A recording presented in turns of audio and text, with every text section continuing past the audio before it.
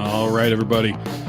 Welcome back to the BS show with your hosts who are not full of BS. I know everyone's probably excited because you've been watching your midterm coverage, and the midterms. I was going to say they're over, but they're not over. Will, I know things went pretty well for you. You got everybody you wanted in your home state of Florida.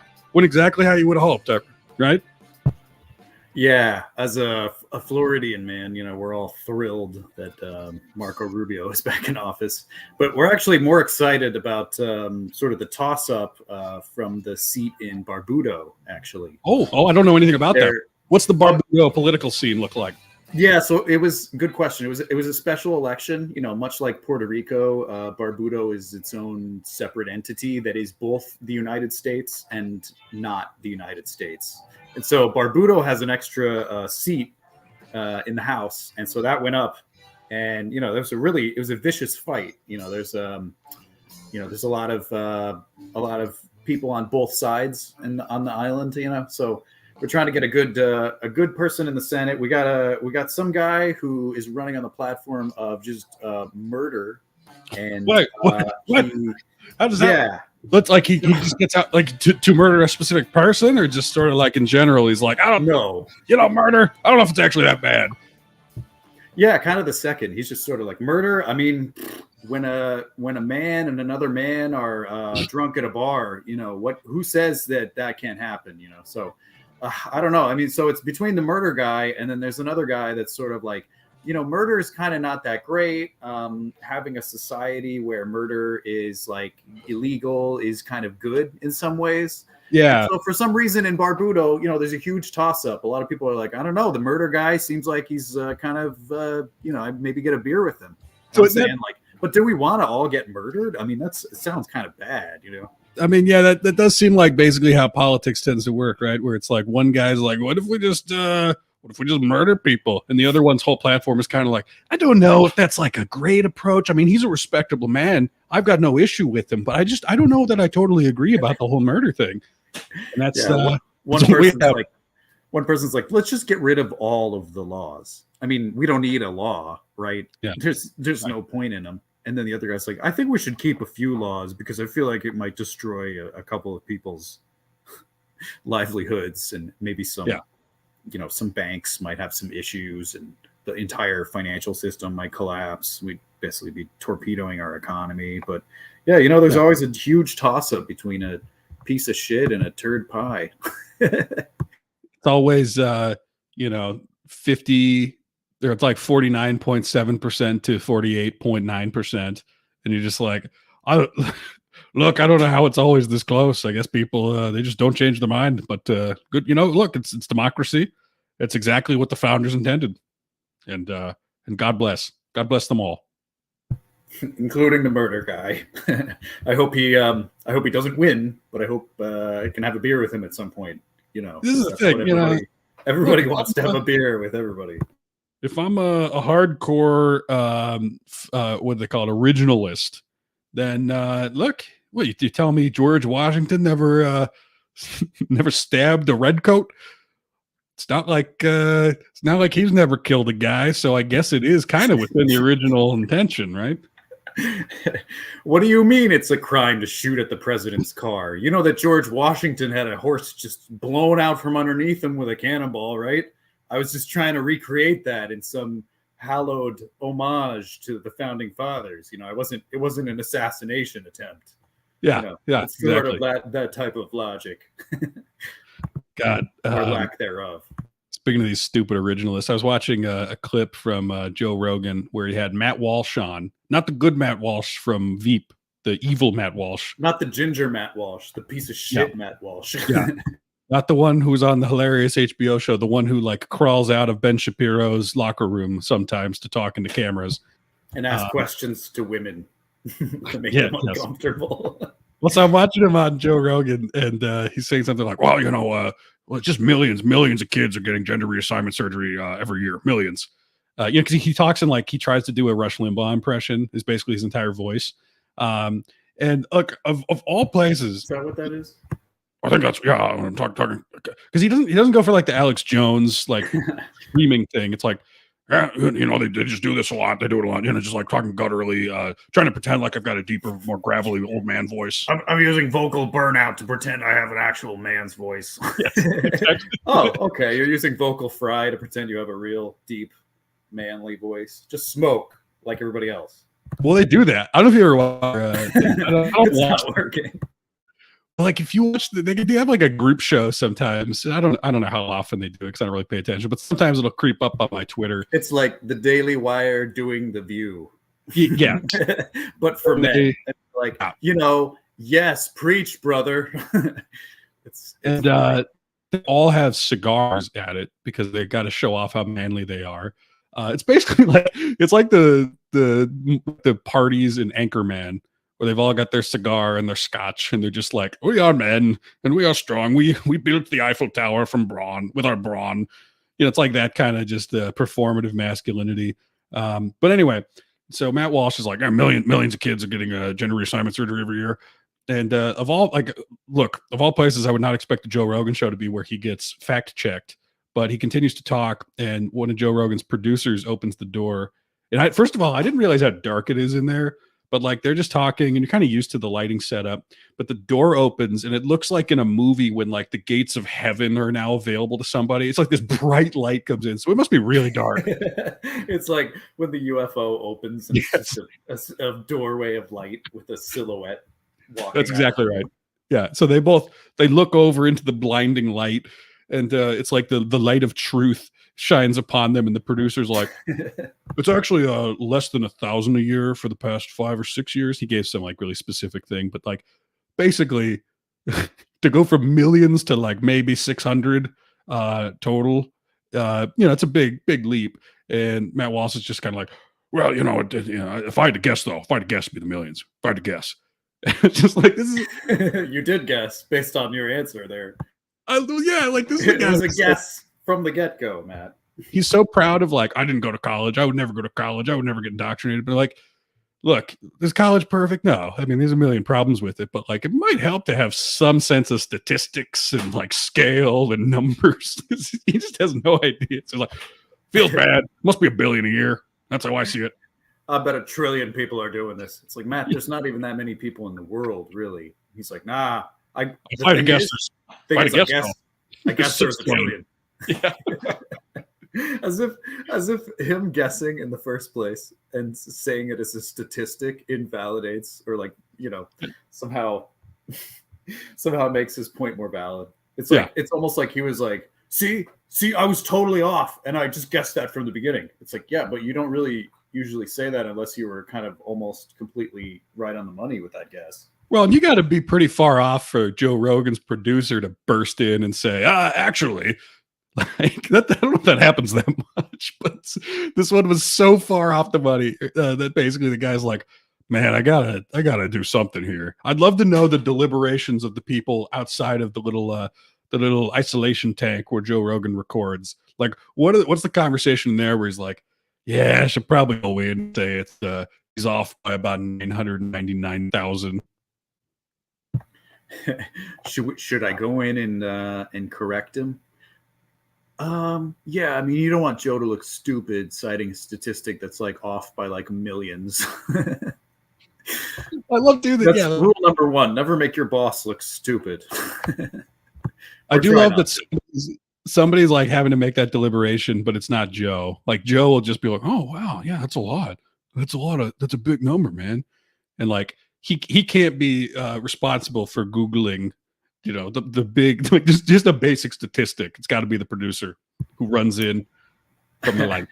Honestly, I feel like Joe Rogan just plays a character now in his podcast. He plays the character of the guy that's like, oh, wow, that's crazy. Based on nothing at all, I believe that. And it's like, okay, but like for the things that are more like murky and like, it's almost like if he has a flat earther on his podcast, he's like, yeah, but I mean, do we really believe that? And it's kind of like, oh, wow, Joe's aware that the earth is round. But then, you get to like another situation where somebody's saying something pretty questionable, maybe not in this exact situation, but I feel like Joe Rogan just sort of is like, oh, wow, that is crazy. Yeah. based on nothing other than you saying that, that's insane. That's reality. Well, It's look, like, Joe, maybe before you start talking about it for 5 minutes, how it's a real thing, you should look it up. I mean, look, based on what you're saying, if we do see it as basically just a character, there's not an easier character to play maybe than guy who doesn't have to do any research, doesn't really have to engage on anything, and can just be like, oh wow, that's whoa, really? You mean dumb, open-minded about everything guy? Yeah, that's a great character. I would love to play dumb, open-minded idiot character. Yeah, I got $100 million from Spotify to have no thoughts, opinions, to know nothing, and to just kind of react a little bit, but not too strongly. Yeah, I could do that. Oh, absolutely. I can respond very sort of passively. For another $20 million house next year, I will definitely pretend that aliens are real and be like, oh, wow, that is crazy. But that's the thing. Like, he doesn't even really have to agree, right? It's just sort of like, whoa, really? Oh, my God. That's amazing. It's like, that's an acknowledgement of him just sort of saying like, wow, that's crazy. I mean, is he saying that's crazy because he's like, wow, that is quite a statistic? Or is he saying that's crazy as in like, no, that is great. Like, you are literally a crazy person talking. It's kind of just, it's all the stuff I say when I'm tired of talking to somebody. I kind of just hope they'll shut up. Wow. Oh, okay. So you think he's doing the cool story, bro, kind of thing? Well, where he's like, oh, that's pretty. Whoa, wow! I checked out of this 20 minutes ago. I think he's checked out. I don't know if he's hostile in that sense, but I think he says basically all the things he says are kind of like along that line, but he says it in a tone that suggests that he buys it without actually having to really commit to anything. It's true. He says the wow or the that's crazy with like a childlike wonder and fascination. Like he's been told that the Milky Way is actually a bunch of stars and that the light from them is so far that they could be dead stars. Oh, wow. That's crazy. Milky Way is actually a bunch of milk in the sky. Oh man, that makes sense because it's white like milk. Milk is white. Yeah. Yep. And all those little brown specks in the sky, those are actual Milky Way bars from all the Halloween candy that we've shot up into the atmosphere. Oh, wow. That's so cool. It's almost like he just sort of looked at Owen Wilson and he was like, yeah, I can do that. It's sort of like, wow.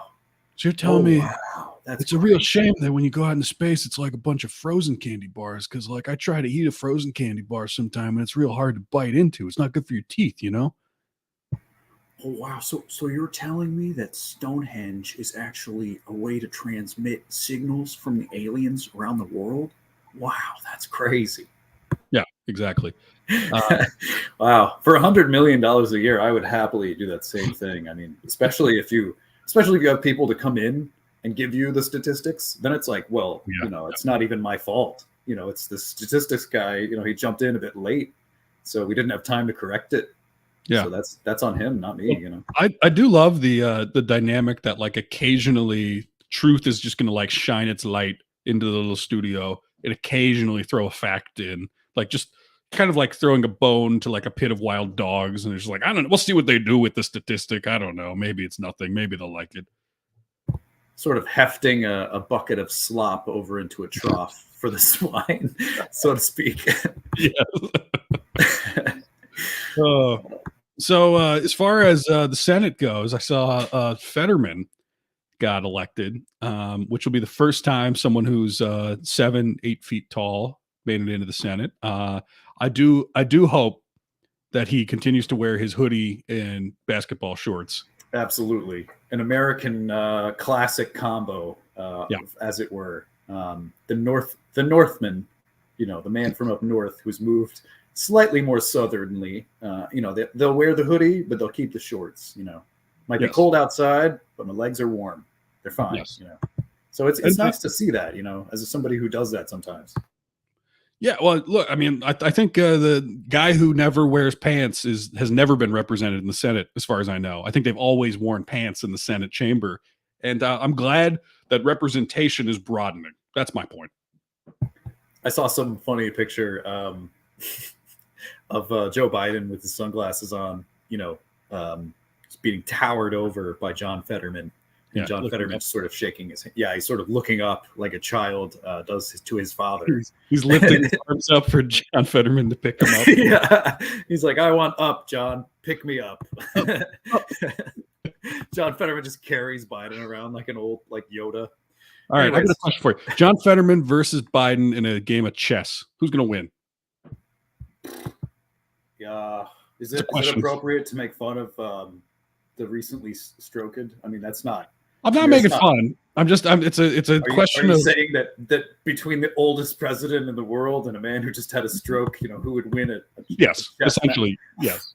Oh man, that's a hot take. I don't know. I want to say the president because he's the man in charge. You want that guy to be kind of like sharper of the two when it comes to a senator. But yeah, I don't know, man. Fetterman might give him an ice cream cone or something, distract him, and then swoop in for the kill. You never know. My picture is like Biden's got an ice cream cone. He's not really paying attention. Fetterman picks up one of the pawns and it just crumbles in his hand. He's like, "Sorry, sir," and Biden's like, "It's okay. Get him a new one." He puts one like the rook down and it just goes right through the chessboard. Sort of like Andre the Giant in that chess scene from The Princess Bride, except it's him and the land war in Asia guy. Yeah, I kind of just want Fetterman to be sort of like Godzilla in the Capitol building, just like kind of bursting through doors and sitting on chairs that break. It's like a bunch of old, frail men. I don't know how sturdy anything is up there. I'm guessing not very. Yeah, they have chairs that have been sat on by James Monroe. They don't have a lot of new furniture in the Capitol, so they're sort of reinforcing John Fetterman's favorite couch, maybe his desk chair. But hey, that's a good thing. I think it'd be good to have him around. And I saw some funny comment that said we should just have Fetterman start bullying Ted Cruz and sort of just picking on these guys for their lunch money. Maybe stealing their milk money. Maybe holding them by their ankles in a funny way and shaking all the loose change out of their pockets. Dipping them in the Capitol monument, the body of water. Yeah, tossing them, in the river Styx. Doing a little bit of a pants dance, just pulling their pants down and running away, giggling. So these sorts of healthy things that used to be commonplace in the Senate and they're no longer there. It's a sad fact that we don't have fights in Congress anymore. Somebody one time beat somebody else up with a cane. And I find that if we return to that, perhaps it would solve a lot of our issues. Look, in the olden days, there were giants. The land of giants, the time of mythical creatures. From the land of milk and honey, the giants, yes, the giant land. They're back. Now, just like God and Jefferson intended. Now we got a giant, a seraphim or whatever, right in the center. You mean one of the rock giants from the Aronofsky movie? Basically. Yeah, whatever those are. The rock Hulk. Giant voiced by Nick Nolte in that movie. Yeah. The Thing is in Congress now, and good for him. God bless him for that. Actually, I saw some funny thing that said it was basically like sort of that same picture, Biden sort of looking up to Fetterman and Fetterman saying, "I'm here to do your bidding, my lord." It just looks so funny because Fetterman almost has like a Lord of the Rings kind of face, you know what I mean, in the best possible way. He could be in that show seamlessly. And in fact, if Jeff Bezos, if you're listening, perhaps you could carve out a guest role for Mr. Fetterman in the next season of Lord of the Rings, the Rings of Power, the Rings of all the Rings, Ring Around the Rosie. I saw on one of these Star Trek shows, apparently they had President of Earth Stacey Abrams a couple of years ago. Oh, wow. How progressive. Well, yeah, I mean, it's well-intentioned, I'm sure. Didn't age especially well, though. Seems unlikely she will become President of Earth. Although, who among us wouldn't love that, though? I mean, I think he should be a terrific President of Earth. Anyone that's sort of had a crappy job deserves power, in my opinion. If you've been a waiter for 5 years, you've had to put up with that. You're probably better at doing a job than somebody that's never been a waiter. Well, especially these people like Ben Sass, for example, who's like, "Oh, it's so hard to be in the Senate. It's so boring. You just sit there all day." And you work You work like I don't know how many, not that many weeks of you work like 30 weeks of the year, and you just like sit there for like 4 hours occasionally, and you don't even have to say anything or do anything. Yeah, Yeah. that's I don't know how. that's not a guy who's had a real hard job. It's not a winning argument when you're like, oh, I get free health care, the best in the country. I get paid well above the average wage. I have 2 houses. All my traveling is paid for. Yeah, he's moving to Florida, Mr. Oh, he is? Yeah, Oh, Dr. no. Sass. Yeah, he's coming to your territory. Honorary doctor now. Well, he'll be fit in right here in Florida. There's plenty of honorary doctorates down here. Everybody and their mother has a master's from dipshit university. So Ben Sass will fit in like a pig in shit. Welcome. Well, I know one of the things you sent over and why I was kind of bringing up some of these mythical creatures was, John Fetterman being the Senate kind of makes me think about, the old Seraphim, Gilgamesh. I think was Gilgamesh really tall? Was he like a big, tall guy? Yeah, I think Gilgamesh was sort of like a Paul Bunyan of the ancient world. Had a giant stature. Fetterman is basically Senator Gilgamesh. which honestly, if you think about it, if you're as tall as a ziggurat, that's a joke for our history buffs. A lot of history nerds. Look that one up. Yeah, look that one up, folks. There's an excellent Wikipedia page you can get really invested in. Yeah. So anyway, you sent this over, and I didn't look at it other than the fact that it's called The Lament for Gilgamesh. Can you set this up a little bit? What am I looking at here? Yeah. So I sent this over because I'm on my YouTube recommendations, sort of scrolling through my homepage, which is a varied sort of a mixed bag, and I see this video, which is a probably 60-year-old professor at some Ivy League institution sort of trying to recreate a song from the ancient land of Ur, which, if you know anything about Mesopotamia. History heads. Yeah, history heads. This one goes straight out to you, folks. All you listeners over in modern day Mesopotamia. But yeah, so this just seems like a funny concept, an old man who has been living in the world of academia for 30 or 40 years, maybe. Yeah. He doesn't know how this perhaps looks from the outside, but he thinks he's doing the world like a great service by bringing back what is presumably a dead song in a dead language, from a long past time. But it just sort of comes across as a very, very almost weird, sort of like experimental, like art. And this just came up in your recommendations, so you're watching stuff that's adjacent to this. I guess. I mean, I haven't really watched a lot of videos on Ur or Gilgamesh particularly. So I don't know. Maybe this was sort of the algorithm trying to loop me into this world. But I thought it was performance art when I first saw it, and then I was like, oh, this is very much real, and then it just became very funny from there. All right, let's watch it here. We got a long title screen. Oh, is it like telling the story? So it says the gold lyre of Ur, buried in ancient Sumer for 5,000 years, was unearthed by archaeologists in the 1920s. The original artifact is too fragile to be played today. This is a modern replica. What, did you see this? This first title card's up for 30 seconds, and there's another one's up for 10, like 5, not even. All right, look how quick this goes. 1, 2, 3 seconds. Yeah, okay, great. Hope you can read. Again, if you've been submersed in academia for too long, you just presume everybody can speak. Ooh.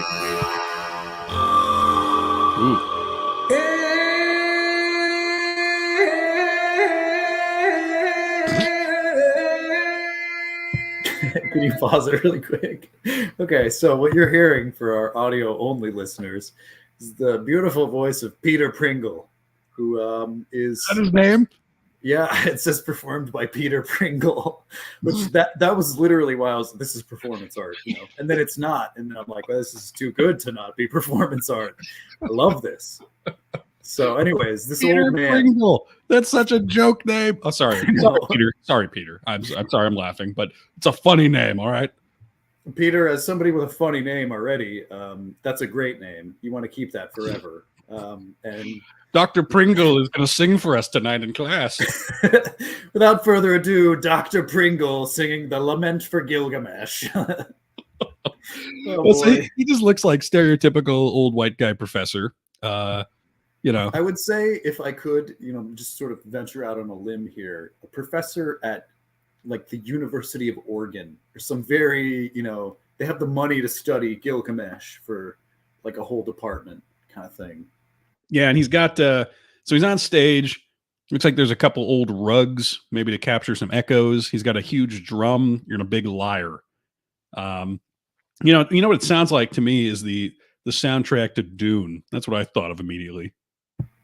Actually, yeah. It sounds like the soundtrack to Dune, or if you're trying to do sort of an offensive, like Middle Eastern stereotype of a song, sort of when they pan over to the sun and they do the lens flare to show how hot it is over there. This is exactly what would play, just maybe a more orchestral version of this. This is what plays in the prologue to a new Mummy movie. Yeah, this is the scene where right before it says the Mummy, as after you have the setup of Tom Cruise unearthing the mummy.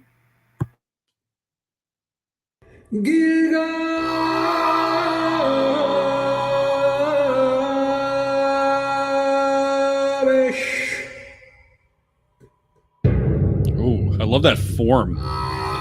He forms a fist and then hits it into the drum. He doesn't have a drumstick.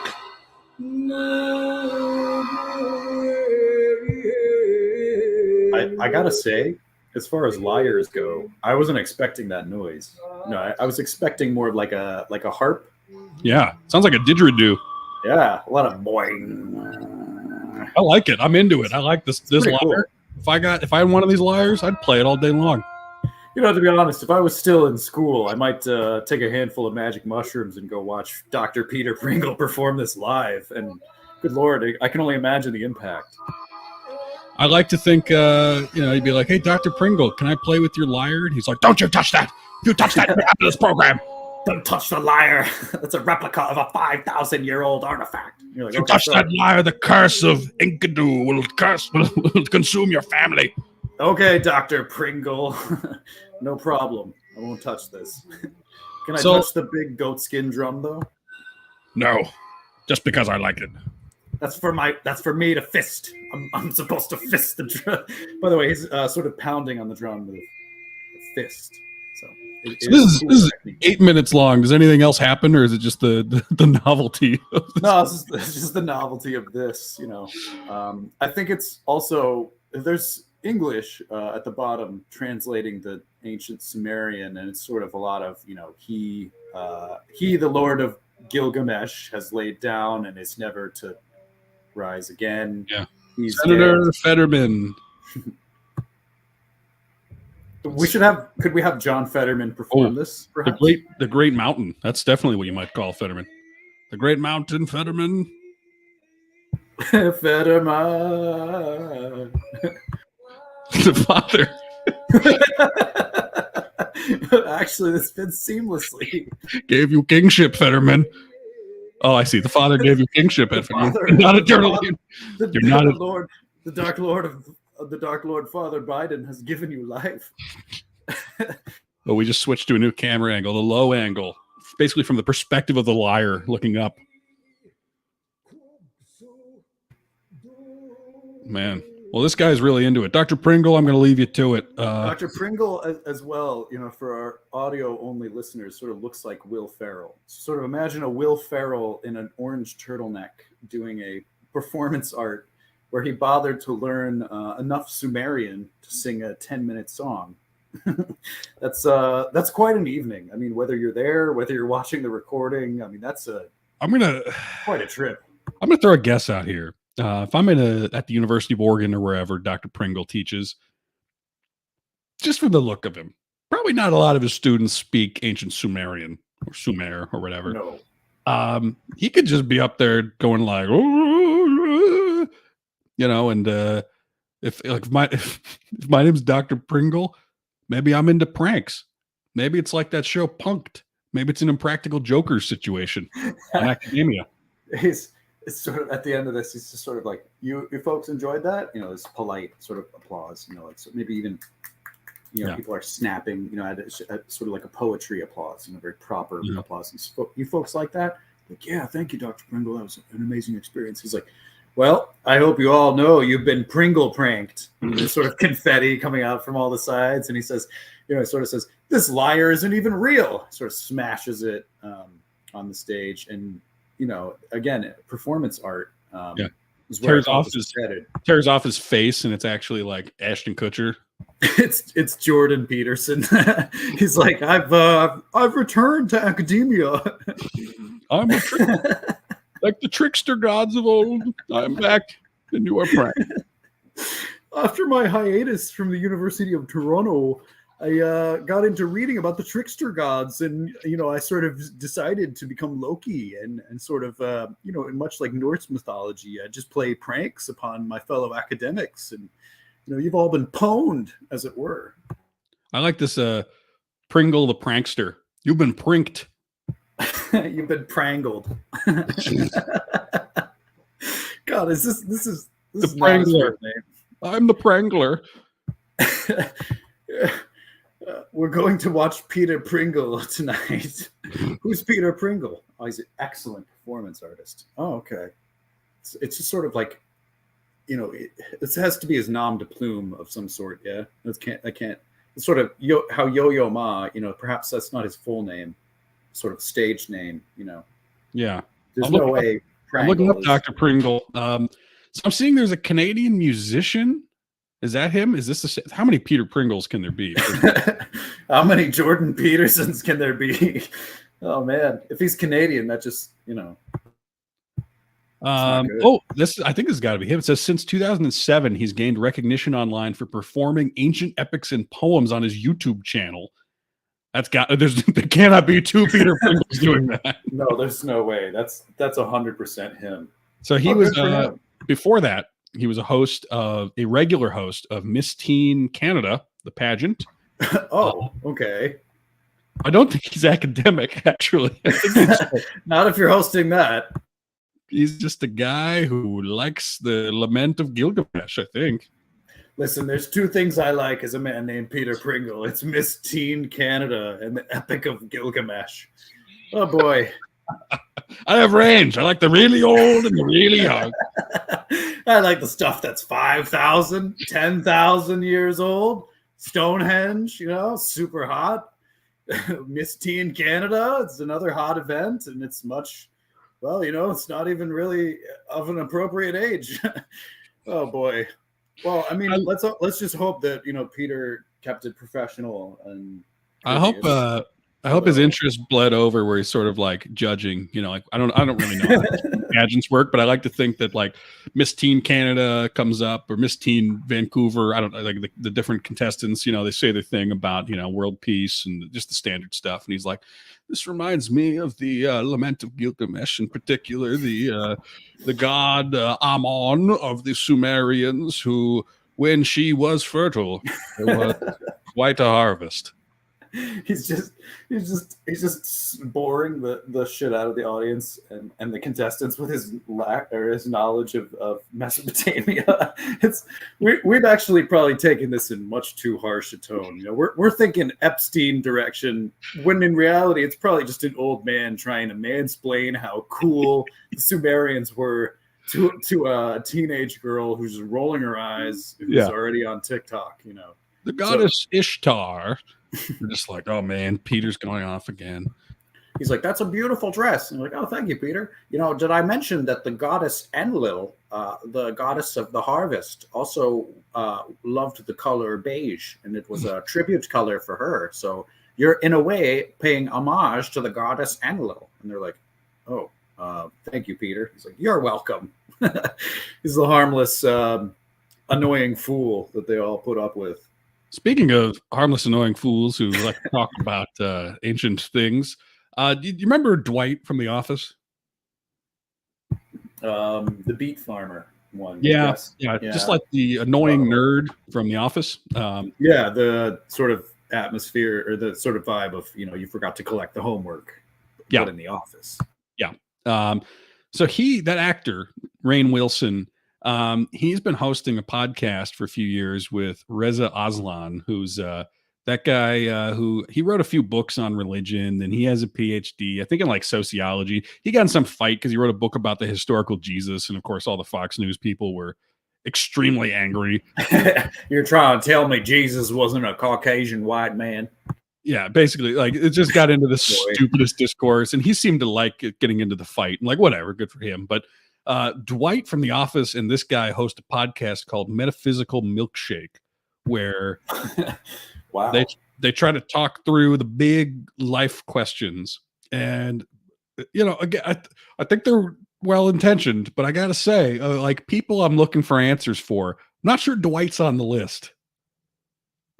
Yeah, I mean, even the guy who wrote a book about historical Jesus, I mean, he's probably a cool guy to get a beer with, but I'm not looking to him for life advice, at least to me personally. With Dwight Schrute as well. Like, yeah, like it's going to be him that helps explore the wonders of life. Like a David Attenborough. It's like, you guys are just a couple of idiots. Well, like it takes down, you do have a guy who's like fairly academic, and then you have Dwight. It's like, like it's like if Noam Chomsky and Owen Wilson hosted a podcast together. That's almost too good, right? Because like Owen Wilson's got a brain. Yeah. Like, I'm trying to think of a good example, like somebody like just like some terrible. Let's be like Noam Chomsky and Buster Bluth or something like that, and you're just like, what does Buster bring into this conversation exactly? But like, anyway, the Rainn Wilson, it's Noam Chomsky and Norm from Cheers. Yeah, like something like that, or I don't even Urkel or something. It's somebody where it's just sort of like that character. I mean, Rainn Wilson might be an intelligent guy, but like presumably he brings a kind of Dwight energy to the podcast. It's Noam Chomsky and Alf. Oh boy, sounds like a fun listen. Today we're talking about the situation in Russia and Ukraine and blah, blah, blah, blah. And like Alf's just like, I just ate a cat. Noam, are you named after the little things that live in mushrooms? Like, oh boy! Before we can, because you're like, what does anybody get out of this? Like, Noam's not enjoying it. Alf maybe's having fun, but that's the only one.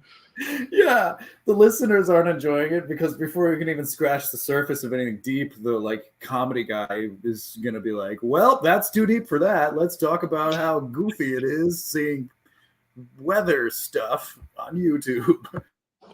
Right. So Rainn Wilson has got this. He's trying to be like an issues guy now, and he's done something interesting that I do want to share with you. It's not directly from this show, but it's kind of an outgrowth of this new non-Dwight persona that he's cultivating. So let's watch this. Hi there, I'm Rainn Wilson, or should I say rain, fall, heat wave, rising sea levels, and we have to do something about it now, Wilson. Rainn Wilson is going. Pause it. Oh. So he's like an activist now, which, okay, that's good. But I mean, don't try and be funny if you're not really that funny. He changed his name to Rainfall, Heatwave, Extreme Weather Wilson. Like legally, he changed his name to that? I believe so. Wow. And I thought the name Blanket Jackson was a pretty bad name. Or Apple. I feel like, wow. I mean, the actor has unofficially, at least, changed his name to help raise awareness about the environmental crisis and fallout from then I'll unofficially change my name to Rainn Wilson Sucks. Forget. If he can unofficially do it and it gets on the Hollywood Reporter, then I guess I could just do that too, right? It's not activism if you don't commit. Okay. Yeah, I saw the headline. I didn't watch this video. I thought that he literally changed his name. I didn't think he was just like, call me. We gotta fix this climate change issue, Wilson. It's like, okay. Like the other thing is, call me Lady Gaga. Planet is melting. Rainfall, heat wave, extreme winter, Wilson. Like that's not a name anyone's gonna remember. And if they do, I doubt they're gonna be like, Wow, we really should invest in green energy because rainfall, heat wave, extreme winter Wilson, his name, it's really stuck in my head. I can't get it out. I'm changing my vote.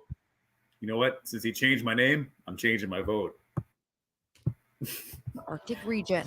With the COP27 summit kicking off in Egypt this week, the office star has said he will now be known as Rainfall Heatwave Extreme Winter Wilson. As a cheap little stunt to help save planet Earth, I've changed my name on Twitter, Instagram, and even on my fancy writing paper.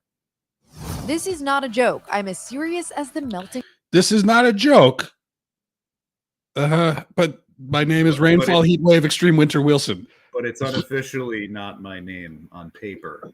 It's just on my fancy paper. It's that. It's not. I'm as serious as the melting Arctic that my goofy name is not a joke. But I won't put it on my driver's license because that'd be ridiculous.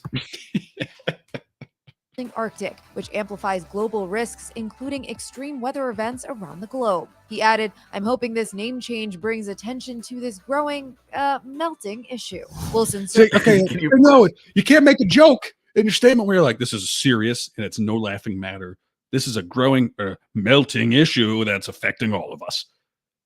Like, yeah, cut the joke out then. I feel like if this is very serious for you, maybe don't make like a jokey announcement. I don't know. Can you imagine if Greta Thunberg, the little Swedish activist teenager girl, was like, hey, I'm actually trying to be a comic, like a comedian now, like a comedian.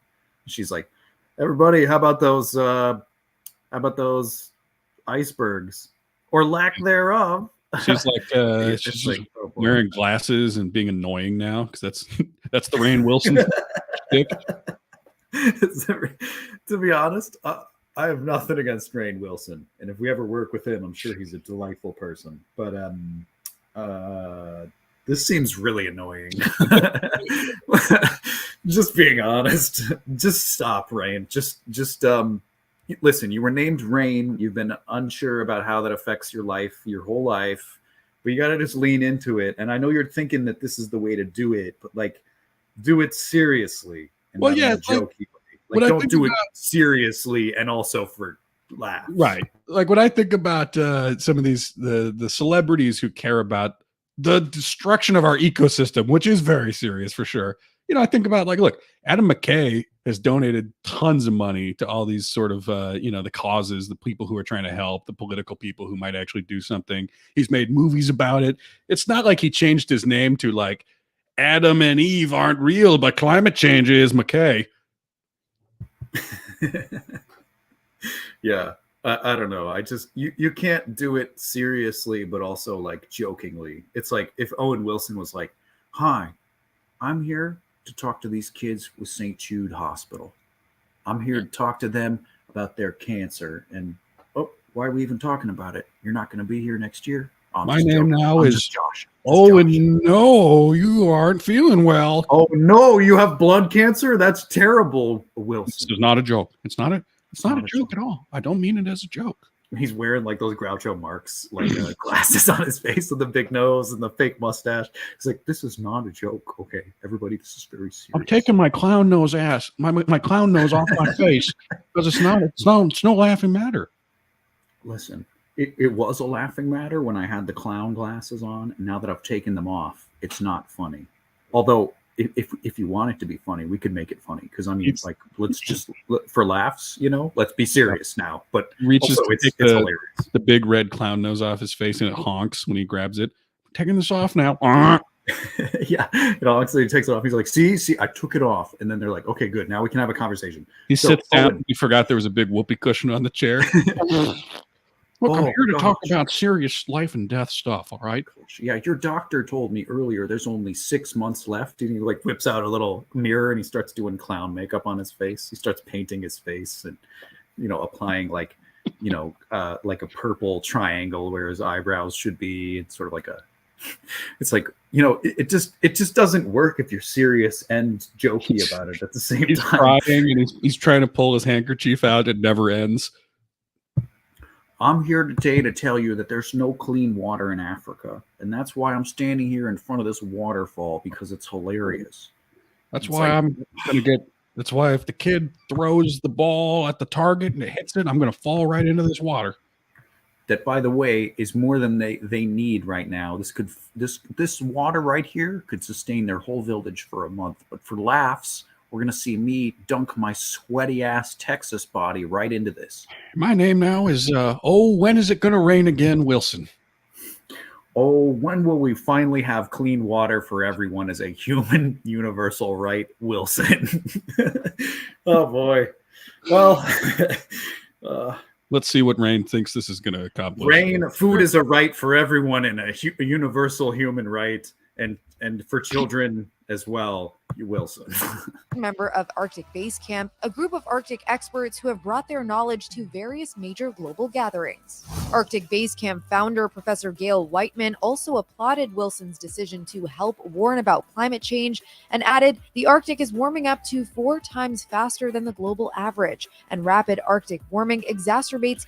So what I don't get is there are a lot of things you can do that actually, like, look, give one of your office residual checks to a person who's fighting the good fight, right? Or someone who's going to do something with the cause.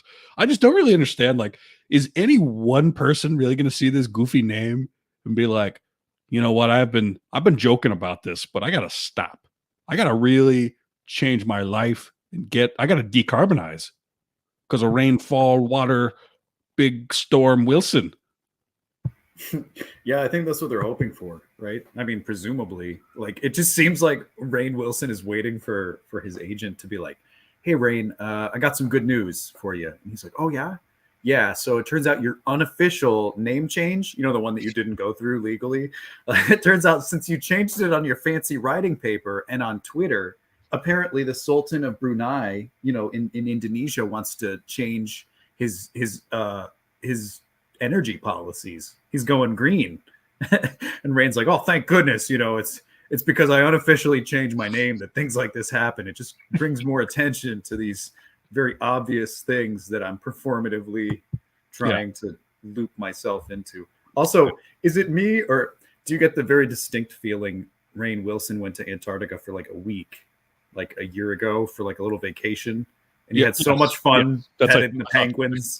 And they were like, Rainn had so much fun here. He decided to change his name to Snow. I think my exact thought, I think we're on the same page here, is that he took one of those Arctic cruises and was like, that was great. You're telling me at some point I might not be able to take this trip anymore and see all the cool animals and glaciers?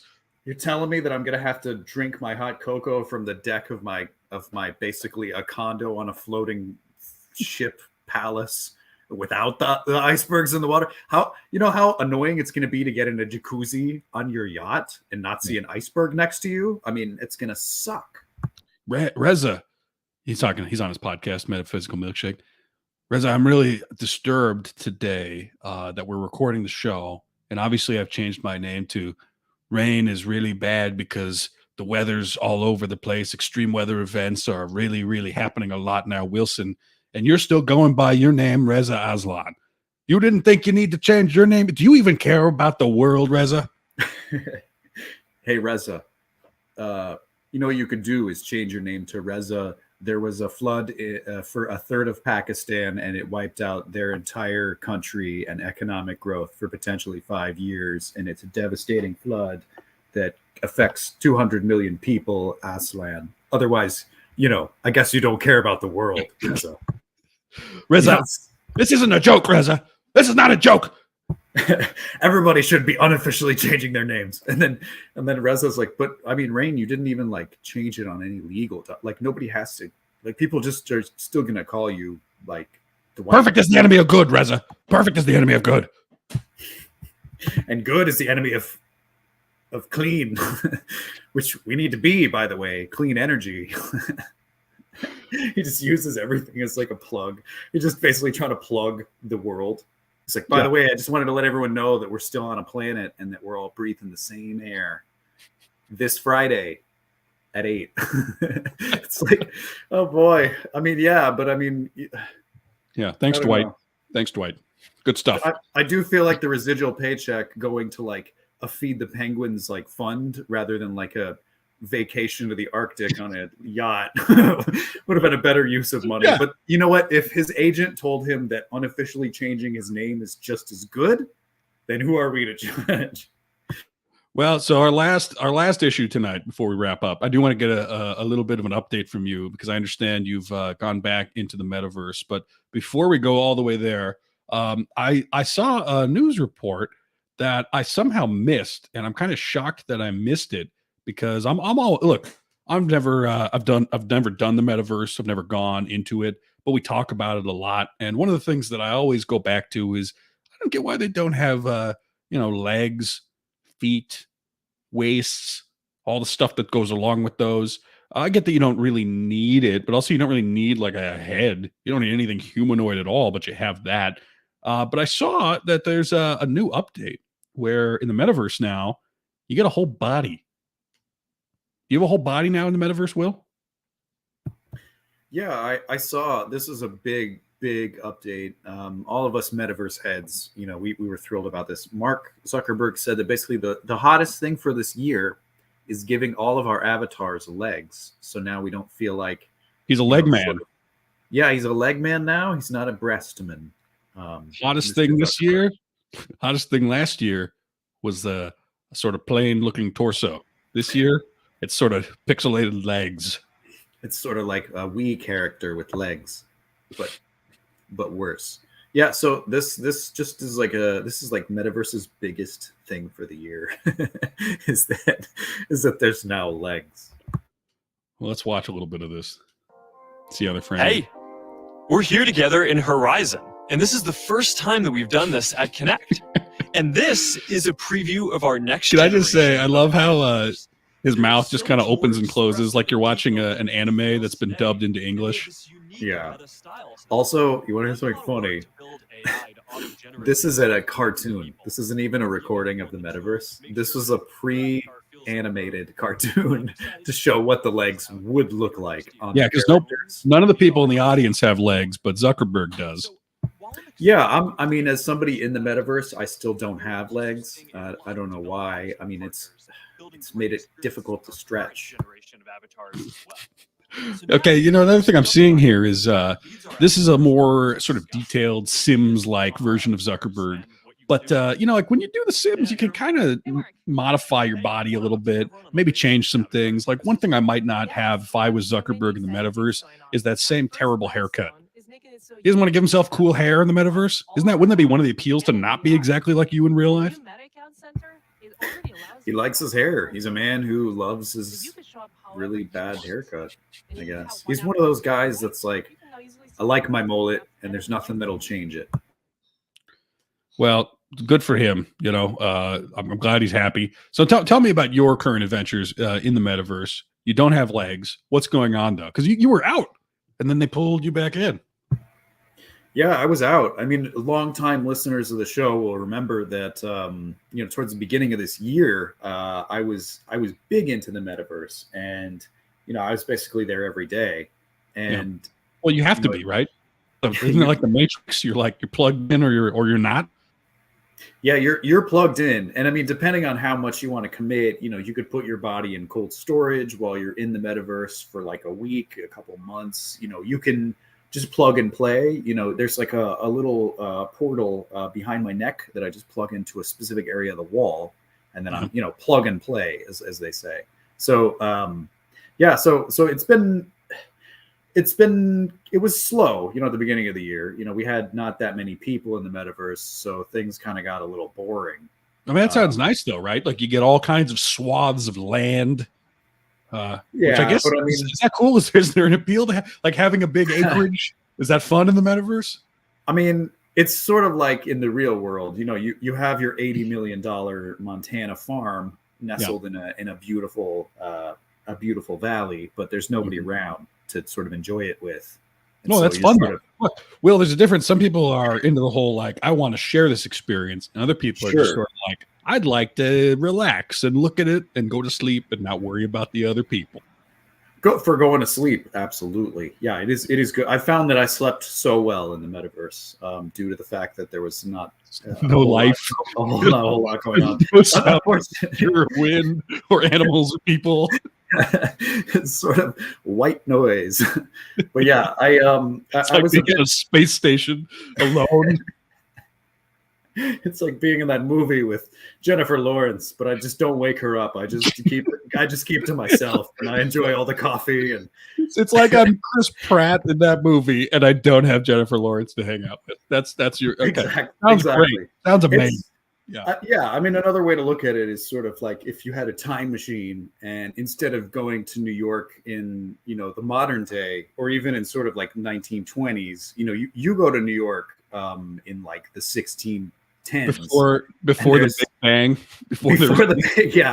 back when there's just sort of some sort of tectonic plate forming there, and you're sort of like, where is everything? It's just not as you can't get a slice for $1. You can't go down and see a Broadway show. You can't go to Chinatown. You can't do all the fun things that you would normally do. And so the metaverse kind of feels like that. And so I left the metaverse for a little bit, and then.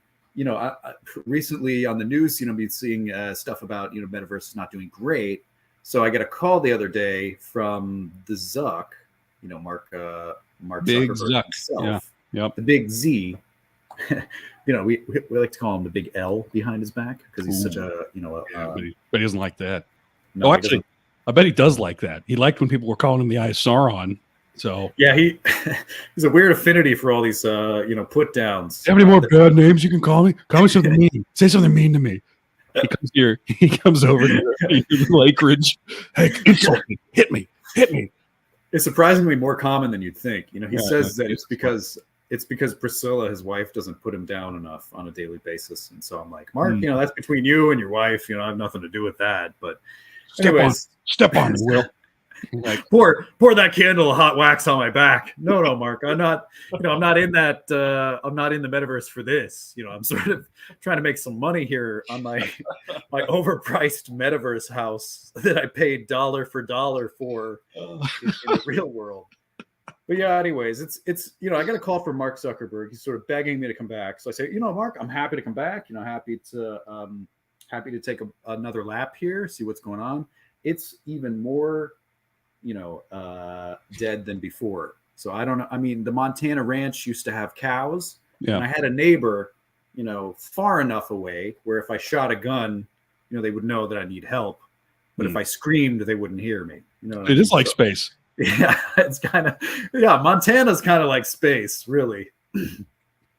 At least in the metaverse. But so you're there, and there's like maybe another person somewhere in the world, but you're not totally sure where. Yeah. And just then, like Zuckerberg occasionally just like pops out of like your microwave every once in a while, like a genie. You can't get rid of him, but other people who are customers, they're just all like they're kind of like it's like belief in an afterlife almost. You're sort of like, I'm pretty sure it's real. I'm pretty sure there's other people. I've never seen them, but I believe in them. I know there's a whole community out there. I just haven't seen any of them at all. Yeah, it's a little bit like that.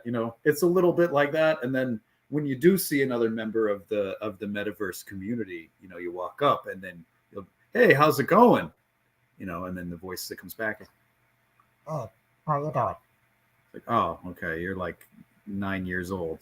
I can't really have a conversation with you. You're not like a real person yet. You're like, hey, neighbor, nice property you got here. And then Peter Pringle starts singing the Lament of Gilgamesh. It's like, wow, his avatar looks pretty good. It's just man, I don't know. I really don't know how that's not performance art, but I almost wished he sort of broke in. I sort of wish he was dressed like Cleopatra, as he's sort of performing this. I feel like it would have been a better, like I would have got a better sense of what the performance would have been like if he wasn't wearing like modern day clothing. Perhaps if he was wearing Sumerian clothing. Yeah, exactly. Heavy eyeshadow. So I'm glad you're back in the the abandoned world that is the metaverse. It's kind of like that movie Interstellar, where Matt Damon's the only person on the planet, or that movie The Martian, where Matt Damon's the only person on the planet. And look, he in The Martian at least he kind of had fun, right? He made potatoes. What are you doing? You farming? What are you up to? Yeah, so I mean, I wish I had potatoes. Let me say that. I tried to do a little metaverse gardening, but the thing is, it's still in beta testing. So you basically, you make the motion of throwing the seeds, and then within about 5 seconds, there's a fully sprouted potato, or there's like a fully sprouted cucumber or carrot, and it's like, that's it's not really how things work in the real world. I'm not really getting a sense of this is sort of augmented reality. This is sort of like a fantasy that I'm living in. And listen, is it a $15 billion fantasy built on the dreams of a madman who thinks this will work? Absolutely. But madman who just wants you to call him names and pour candle wax on his back. A madman who pops in and asks you to insult him many times throughout the day. And you're sort of like, what's the purpose of this? And he just sort of won't really tell you. And you're just like, okay, but please don't make this weird. Yeah, but makes that whole that Social Network movie a little creepy now. They just made a whole movie insulting him. He probably loved it. Yeah, the thing is, watches it every night. It's his favorite movie, probably. It's sort of like, yeah, I loved it when they called me that. He's reliving his traumatic memories of when he was in college for like a year, having conversations with the Winklevoss twins, not even getting bullied. He just watches that clip of Rooney Mara calling him an asshole over and over. He's like, I wish I had married Rooney Mara so she could yell at me all day. Richest man in the world for a minute there, and I can't even do that. It's like, yeah, man, I don't know. But we love Mark Zuckerberg, and at the end of the day, I'm getting a fat paycheck to be back here in the metaverse. Oh, okay. So that explains everything, actually. Yeah, no more questions. Mark prefers that I don't, take a big dump all over his project. But at this point, he's kind of saying that. He might like it if you. That's the thing. That's the thing. You just don't know. Yeah. You know what I mean? With people like that, you'll never really know. Yeah. And so you just hope that it goes upon, welcome ears. You hope that there's like a Joe Rogan mentality when they're listening, just sort of, oh wow, yeah, absolutely. Yeah. But sometimes you don't get that. But the thing is, with Mark, he likes a good put down. I told him the other day, I was like, hey, what walks around the office has a bad haircut and lost $120 billion. And, before I could even let out a chuckle, he says, me? I was like, absolutely. And then he's the one laughing harder than I would have. Yeah. Giggled and sort of like slunk into the corner and disappeared. Yeah, he sort of like giggled and then turned into like a sort of reptilian and then sto slithered away into his office. And I was like, oh, okay. I guess hope that doesn't happen again. Yeah. Then you just go back to your 7,000 acre ranch and listen to nothing and look at nothing. Yeah. They have music here in the metaverse, but they have that in the real world too. So it's kind of like, it's not really much of a sell. But yeah, nonetheless, it is fun. We're trying to get people back here into the metaverse. So if you have money for the newest $1,500 headset, by all means, pick up an almost $2,000 item and join me here in the metaverse. Coming soon to shelves near you. Well, great. Listen, go ahead and do that, listeners. I will not be joining, but if you guys want to, Will sounds like he could use some company. Who I'll take anyone. As long as you don't ask me to insult you. I'm kind of getting sick of that. I kind of wish we had a more positive community around here. But or you could at least somebody could join and just sort of like take Zuckerberg off your hands, distract the Zuck. Yeah, if there's any, you know what? I don't know our listenership. I just learned about this recently. If there's any financial dominatrixes or any sort of dominatrixes, Mark Zuckerberg, he needs the attention right now. So if you could get this monkey off my back, so to speak, I'd be grateful. So anyone who wants to steal all of Mark Zuckerberg's money, that seems like it's open. So if you can degrade someone well enough, get in contact with Mark. It's as open as the plains that have no development anywhere the eye can see. It's as wide open as the rolling fields of tumbleweeds that are Joe Rogan's brain as he's listening to a guest and agreeing with everything that comes out of their mouth. Poor guy. We Join love Will. you, Joe. Join Will in the metaverse, everybody. Make sure you subscribe. Make sure that you like the page. Tell your friends about our show here. But otherwise, I think that's all we have. So thanks for listening. And I don't know, Will, you have any parting thoughts? Yeah. Music's not playing. There we go. Okay. Everybody get out there and support the metaverse. This is how we plug our show. Don't you've already talked about the metaverse. Well, I mean, I'm making more from the metaverse than our show here, so that I gotta butter one side of the toast delicately. Which one are you trying to plug? One of those reasons why nobody's from our show. If they're listening to our show already, they'll listen to more of it. It's sort of, hey, if you're listening to this already, just keep listening. And if you're going to be in the metaverse, please plug and play, because the portal for the back of your neck only costs $20,000, and it's permanent. Okay, well, you heard it here first. If you're still listening, keep listening. I guess that's Will's pitch. So if you listen to this, at this point, if you're still listening, you're kind of an asshole for not listening to the rest of our stuff. Let me just say that, even sort of challenge the listener to seek out more.